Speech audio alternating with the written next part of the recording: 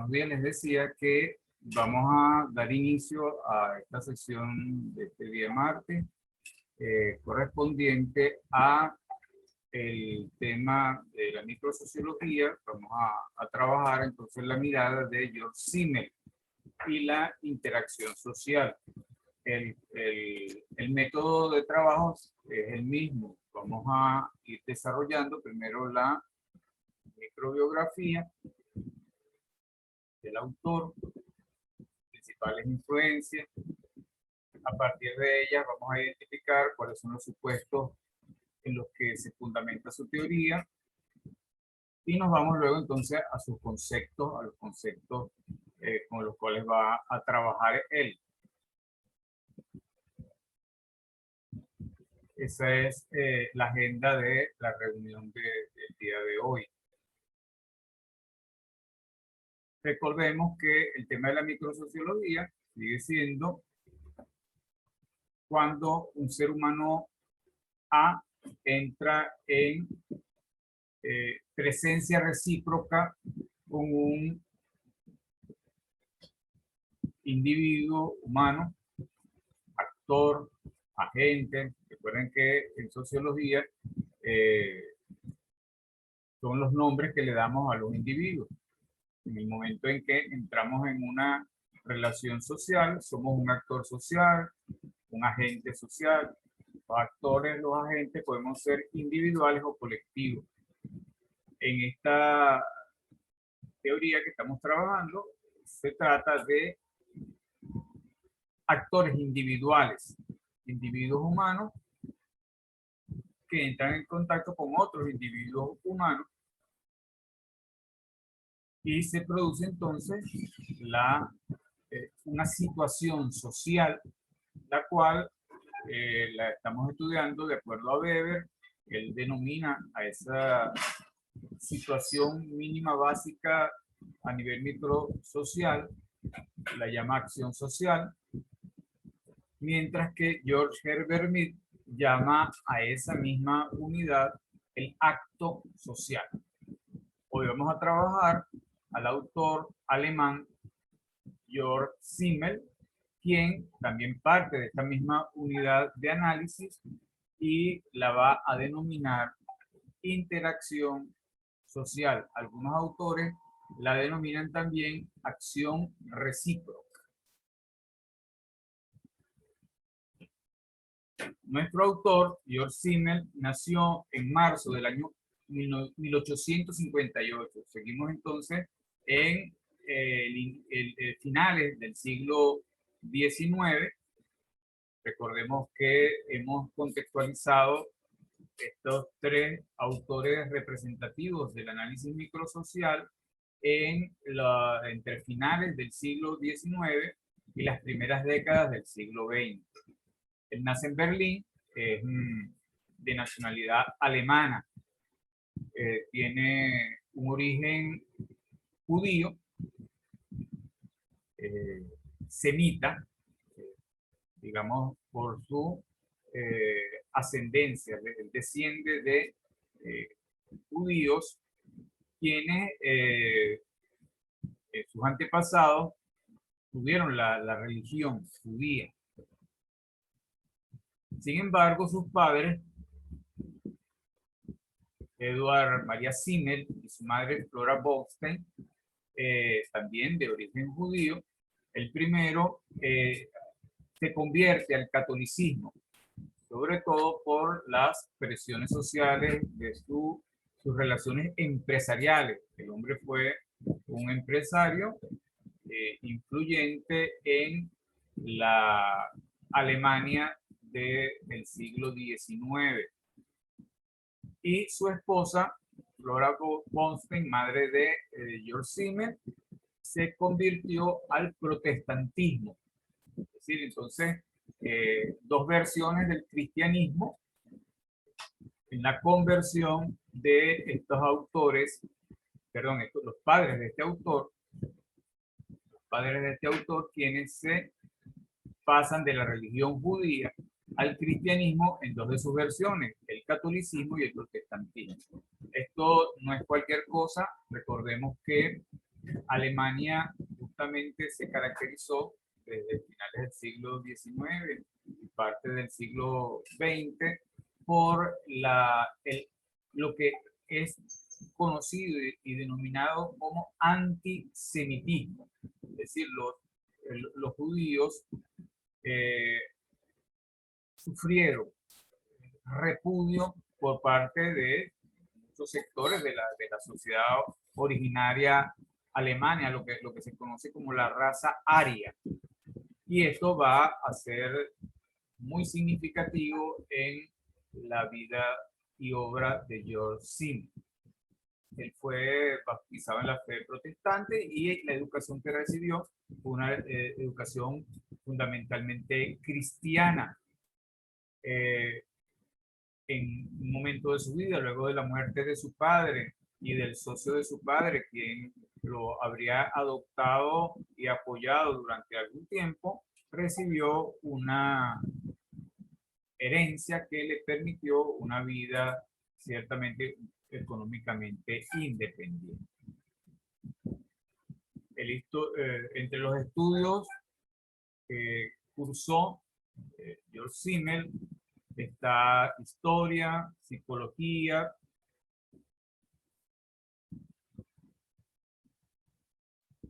etnología, filosofía, historia del arte, historia del italiano antiguo.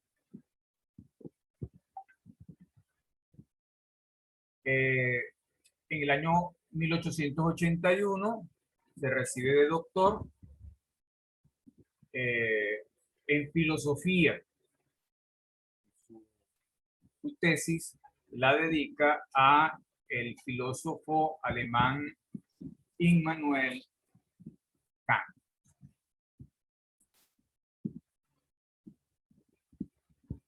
Todavía hay estudiantes que están ingresando en el aula.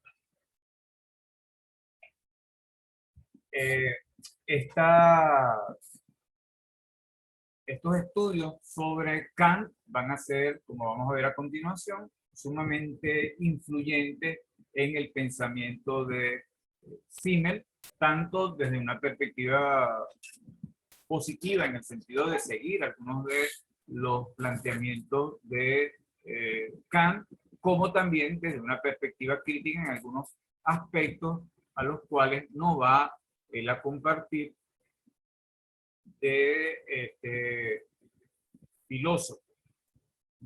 Se desempeñó como profesor de filosofía en la Universidad de Wilhelm en Berlín, dictando materias como lógica, filosofía de la historia, ética, psicología social y sociología. Destacan los biógrafos que él no llegó a tener nunca un nombramiento en una universidad importante como catedrático. Se dedicó fundamentalmente a dictar conferencias y esa dictado de conferencias fue lo que lo dio a conocer y entrar en un círculo intelectual en el cual participó junto con su esposa, quien tuvo como nombre Gertrude Kinner, también escritora de libros bajo el seudónimo de María Luis Eckendorff. Y entonces participó y organizó tertulias intelectuales en las que participaron con frecuencia Rainer Maria Rilke, Edmund Husserl, Lepsius, Ricker, así como el matrimonio Marianne y Max Weber. Los biógrafos entonces dicen que mantienen una relación amistosa estrecha con el otro de nuestros teóricos, Max Weber, quien, según dicen, va a propiciar que sea Simmel aceptado por la universidad alemana. Sin embargo, no es así, sino hasta finales de su vida cuando se le otorga una cátedra en una universidad del interior de Alemania, poco antes de su muerte. Sus temas fundamentales son problemas de lógica, ética, estética, sociología de la religión, psicología social y sociología. Fue víctima del antisemitismo y eso le generó, digamos, una condición marginada que algunos de sus biógrafos, sobre todo en la perspectiva de qué influyó su pensamiento, valoran esa condición marginada más bien como algo positivo para su condición de pensador e investigador en sociología, dado que esto le permitió observar la sociedad y la dinámica de la sociedad un tanto desde afuera, como si él se asomara a la ventana y viera lo que está ocurriendo fuera de su ámbito, él desde su margen, desde el espacio en el cual rechazado se veía, y eso, digamos, le dio una cierta ventaja, por lo que hemos nosotros estudiado acá como la perspectiva sociológica.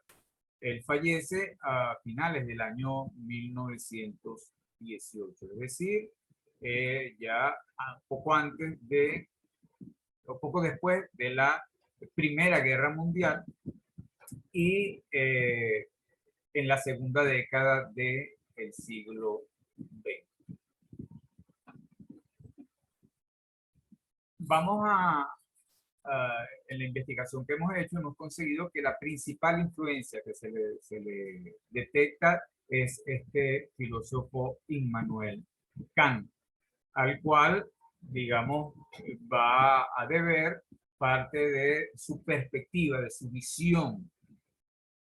Uno de los elementos claves que va a tomar de Kant va a ser el tema de la categorización. ¿De dónde viene este tema de la categorización? Bueno, del planteamiento kantiano acerca de que los seres humanos, por naturaleza, vamos vamos clasificando los aspectos que vamos conociendo, y para poderlos conocer, los relacionamos con categorías que a priori vamos creando mentalmente. Esas categorías entonces lo van a llevar justamente a una mirada categorizadora y formal de la sociedad, de lo cual algunos van a llamar sociología formal. El otro elemento importante que va a captar Kant va a ser el dualismo. Al igual que Weber, toma de Kant esa visión dual. Los seres humanos somos seres duales en gran parte de nuestra condición humana.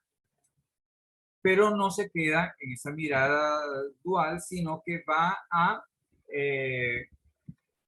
tener también influencias desde la perspectiva de la dialéctica, una perspectiva dialéctica, es decir, el dualismo de Simmel no es ortodoxo desde la perspectiva de Kant, sino que va a haber una mezcla con la visión dialéctica que también tiene otras fuentes en la filosofía alemana, de tal manera que él va a identificar en el mundo real que va observando la, la,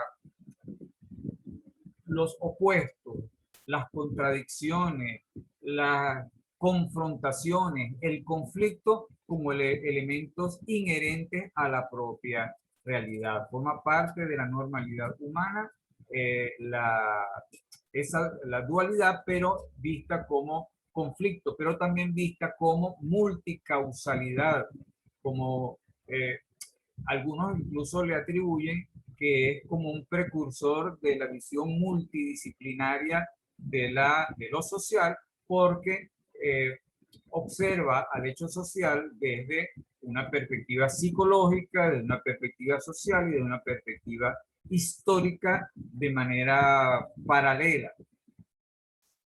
Otro elemento que toma de Kant es su fenomenología.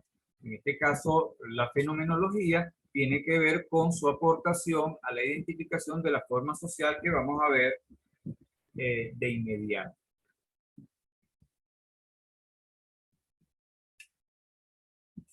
Con estas influencias podemos identificar los siguientes supuestos. El primero tiene que ver con la identificación del individuo como un ser singular. Todos los individuos humanos somos singulares en el sentido de que somos únicos en nuestra existencia. Coincidiendo con el pensamiento liberal típico de su época, lo que tiene existencia real son los individuos. Lo social es el resultado de la suma de los individuos en mutua interacción. Tomados de algunos de los autores que investigamos, decimos que estos materiales singulares constituidos por los individuos van a ser lo que existe como verdadera realidad. Lo que los movimientos y modificaciones que se causan unos individuos respecto a otros no son asibles, no son conocibles directamente, sino que vienen siendo una realidad abstracta que es conocida en un segundo grado y viene siendo justamente el objeto de estudio de la sociología. Es decir, la sociología va a ir construyendo modelos, patrones mentales de lo que serían los contenidos mismos de la interacción entre los seres humanos. Eso hace que para la sociología la sociedad sea una unidad construida sobre la base de la existencia real de individuos que interactúan en mutua acción recíproca. La sociedad, para este autor entonces, corresponde a la suma de los intereses y de los fines de las personas individualmente tomadas en cuenta. El individuo está determinado, la determinación, recordemos que es una fuerza exterior que va a moldear, que va a condicionar lo que son los comportamientos de los seres humanos. Entonces él dice que este individuo humano está sometido a fuerzas externas que van a moldear su esencia y se va a manifestar sobre el efecto recíproco de acción de unos seres humanos respecto a otros seres humanos en el ámbito de unas circunstancias que nosotros hemos venido llamando el contexto social de vida de las personas. Eso lo llaman las circunstancias de vivir en acción recíproca. Y eso lo deriva justamente del otro gran supuesto, que es que los seres humanos, por naturaleza, somos seres sociales. Es decir, nuestros instintos y los fines de nuestra existencia nos llevan a relacionarnos con otros seres humanos, a hacernos mutuamente accesibles a otros seres humanos. Eso es lo que vamos a conocer dependiendo de la traducción que se le da a la palabra como asociación. Él entiende por asociación o sociabilidad la propensión natural de los seres humanos a hacerse mutuamente accesibles unos respecto a otros seres humanos. Y justamente esa mutua accesibilidad es lo que hace posible la sociedad humana. Otros supuestos importantes es que la realidad humana tiene dimensiones y esas dimensiones las va a identificar como una primera dimensión que tiene que ver con con variables de orden psicológico,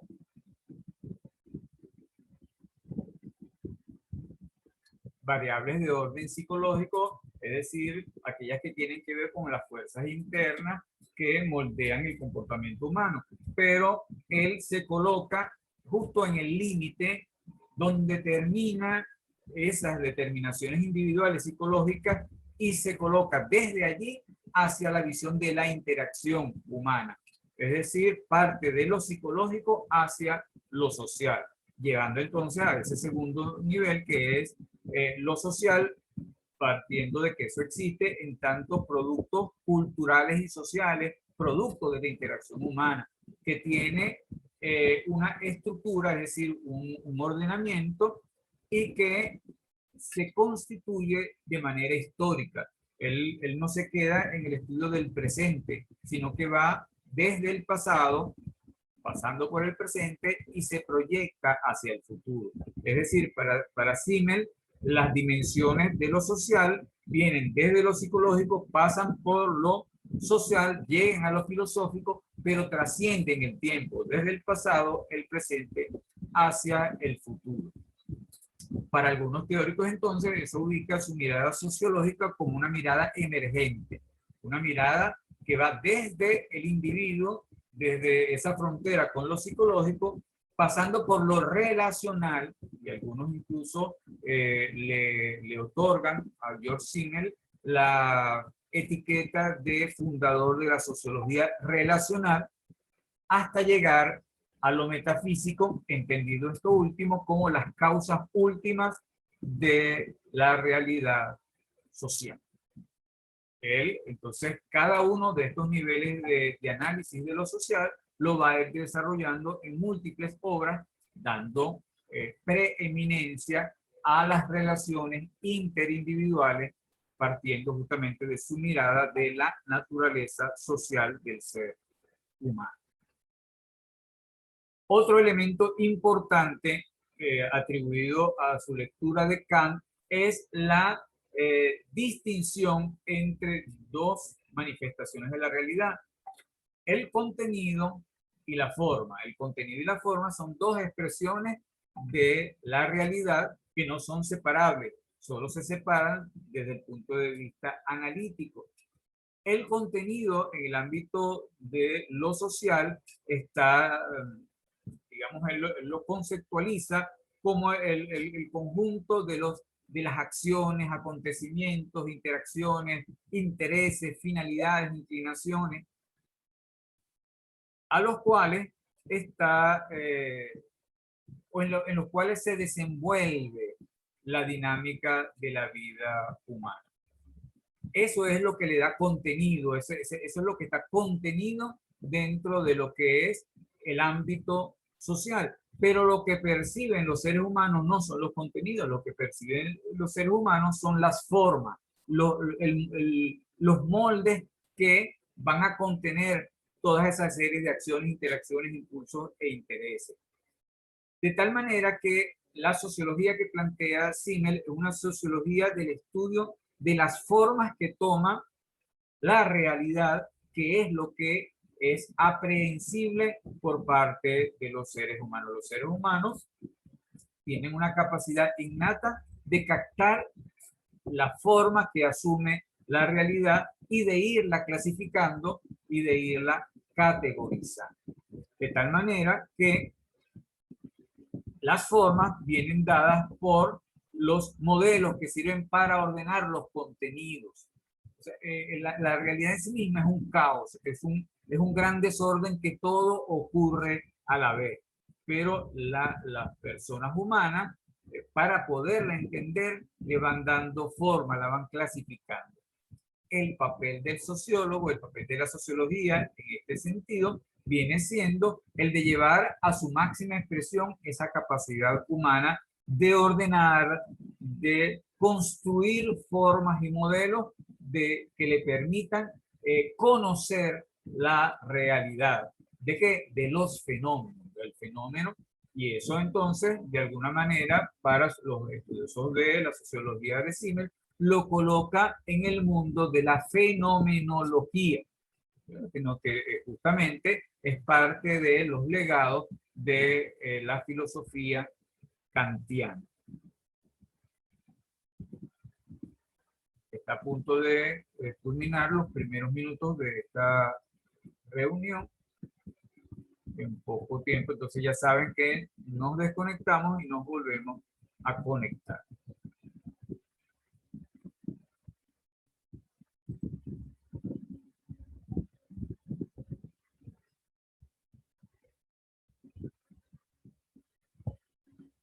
Está saliendo algo en la pantalla que no sé por qué sale allí.